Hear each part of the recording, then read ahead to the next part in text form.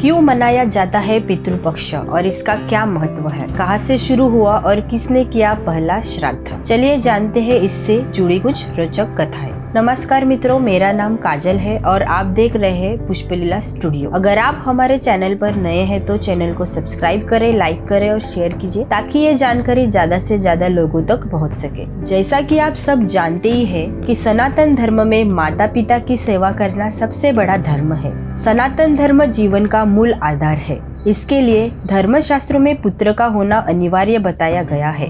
श्राद्ध के नियम के बारे में गरुड़ पुराण में भगवान विष्णु जी ने कहा है कि किसी मनुष्य को पुत्र प्राप्ति में कठिनाइयां आ रही है तो उसे शतचंडी यज्ञ करना चाहिए। हमारे आने वाले वीडियो में शतचंडी यज्ञ के बारे में हम विस्तार में जानेंगे और साथ में भगवान शिव की आराधना करनी चाहिए।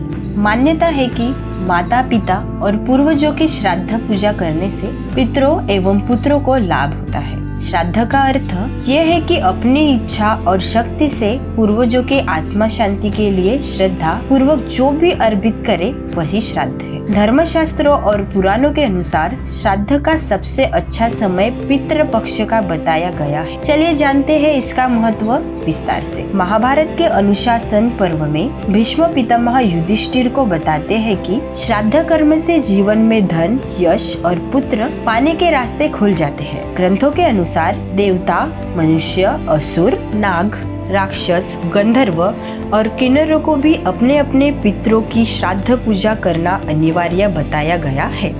भाद्रपद पूर्णिमा से अश्विन पक्ष अमावस्या के दिन तक को श्राद्ध के लिए सबसे उत्तम बताया गया है, जिसे पितृपक्ष भी कहते हैं। अब जानते हैं श्राद्ध की शुरुआत किसने और कब की। इसके बारे में भीष्म पितामह युधिष्ठिर से कहते हैं, बहुत समय पहले भगवान ब्रह्मा जी से एक बहुत प्रतापी पुत्र ऋषि अत्रि प्रकट हुए। उन्हीं के वंश में भगवान दत्तात्रेय का जन्म हुआ। फिर उनके पुत्र निनि और फिर उनके पुत्र श्रीमान हुए। श्रीमान बहुत बड़े तपस्वी थे। उन्होंने कई साल तपस्या करके अपने प्राण त्याग दिए। इस पर उनके पिता निनि बहुत दुखी हुए। फिर उन्होंने सनातन धर्म के अनुसार अपने पुत्र का सारा क्रिया कर्म किया और पितृपक्ष के चतुर्दशी के दिन श्राद्ध में देने लायक सारे सामान दिए। साथ में अपने पुत्र के पसंदीदा फल और अन्न को भी इकट्ठा किया और उसी अमावस्या के दिन 7 ब्राह्मणों को बुलाकर दक्षिण दिशा की ओर आसन में बिठाकर अपने पुत्र के नाम पर पिंडदान करके ब्राह्मण भोजन कराया। ये सब होने के बाद महर्षि निनि को पछतावा होने लगा कि वेदों के श्राद्ध का नियम पितरों के लिए लिखा है और मैं एक पिता होकर पुत्र के लिए श्राद्ध पूजा कर दी। ये मैंने बहुत ही गलत किया, कहीं इसका परिणाम गलत ना हो जाए। ये ऐसा हुआ जिसे आज तक किसी ने नहीं किया और मैंने बिना जानकारी इसे किया। ये सब सोचते हुए महर्षि निनि ने अपने तपोबल से अपने पूर्वज महर्षि अत्रि का आह्वान किया और थोड़ी ही देर में महर्षि अत्रि प्रकट हुए और महर्षि निनि के पछतावे का हल बताते हुए कहा, तुमने ये जो श्राद्ध अपने पुत्र के लिए किया है इससे डरने की आवश्यकता नहीं है, क्योंकि इस श्राद्ध का नियम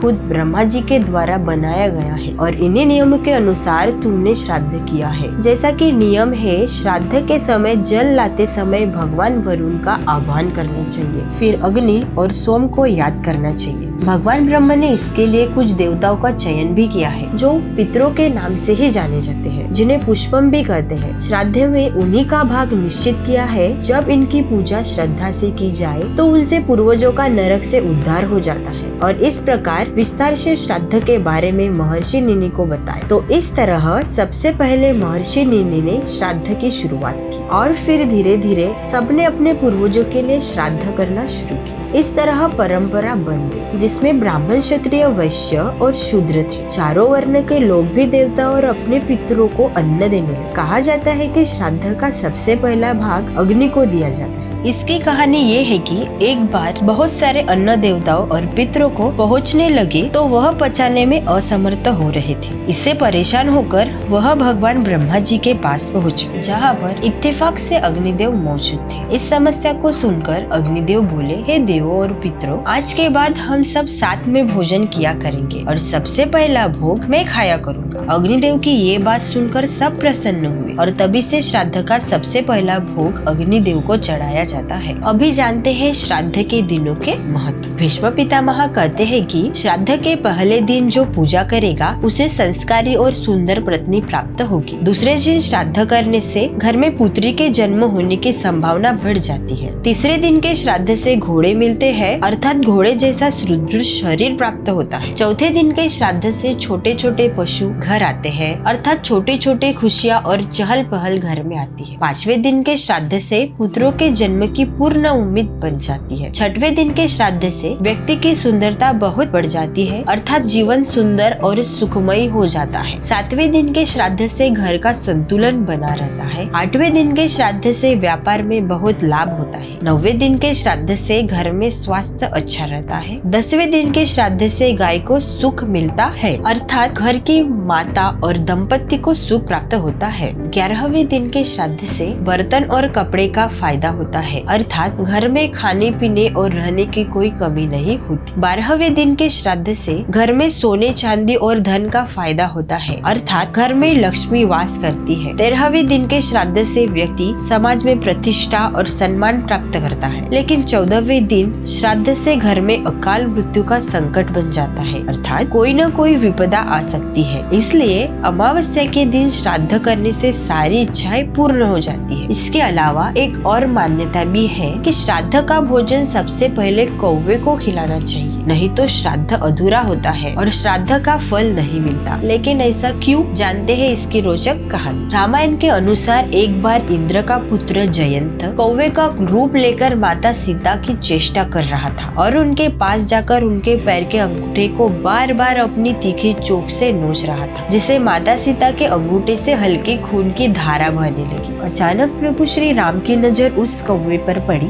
श्री राम ने क्रोधित होकर उस पर बाण चला दिया। जयंत यानी कौवा घबरा कर भागा, लेकिन उस बाण से उसे छुटकारा नहीं मिला। वो जहाँ जहाँ जाता बाण उसे पीछे पीछे जाता। फिर आखिर जयंत प्रभु श्री राम की चरण में आया और प्राण की भीख मांगी। तब प्रभु श्री राम ने कहा, मैं छोड़ा हुआ बाण वापस नहीं ले सकता। फिर उस बाण से कौवे की एक आँख फोड़ दी और उसे जीवन दान दिया और कहा, हे कौवे, तू एक आँख से ही भूत भविष्य और वर्तमान देख पाएगा। कुछ सालों बाद कौवा एक पेड़ पर बैठकर प्रभु श्री राम के तरफ देखकर काव काव कर रहा था। श्री राम ने कौवे की इस हरकत को देखा तो उनके मन में उसके लिए दया भाव उत्पन्न हुआ और उस कौवे को अपने पास बुलाकर पूछा, हे कौवे, तू केवल एक आँख से ही देख सकता है, इसके बदले तू कोई वरदान मांगे तो मैं क्या दे सकता हूँ। इस पर कौवे ने कहा, हे प्रभु, मेरे ऊपर आपका आशीर्वाद रहना चाहिए, इसके अलावा मुझे कुछ नहीं चाहिए। इस विनम्र भाव से प्रभु श्री राम बहुत खुश हुए और बोले, जब कोई मृतक के लिए पिंडदान किया जाएगा, उस समय उस प्रसाद को तुमने स्पर्श नहीं किया, तब तक उस मृतक को सद्गति नहीं मिल सकती और तुम श्राद्ध के भोजन को जब तक स्पर्श नहीं करोगे तब तक उस श्राद्ध के कर्मों को पूरा नहीं माना जाएगा। ऐसा वरदान पाने के बाद कौवा बहुत खुश हुआ। इसीलिए कौवे को श्राद्ध का भोजन खिलाना जरूरी माना जाता है, नहीं तो श्राद्ध का फल प्राप्त नहीं होता। इसी श्राद्ध को लेकर एक और कहानी महाभारत में बताई जाती है। राजा कर्ण की कहानी शुरू करने से पहले अगर आपने चैनल को सब्सक्राइब नहीं किया तो करना न भूले। महाभारत युद्ध के बाद राजा कर्ण मृत्यु पश्चात स्वर्ग पहुँचे तो उन्हें भूख लगी। तब स्वर्ग में उन्हें खाने के लिए सोने चांदी आभूषण दिए गए। तब राजा कर्ण ने आश्चर्य से देवराज इंद्र से कहा, ये क्या है, मैं इसे कैसे खा सकता हूँ। उस पर इंद्र बोले, हे राजन, आप महादानवीर हैं, इसमें कोई संदेह नहीं है, पर जब भी आपने दान किया स्वर्ण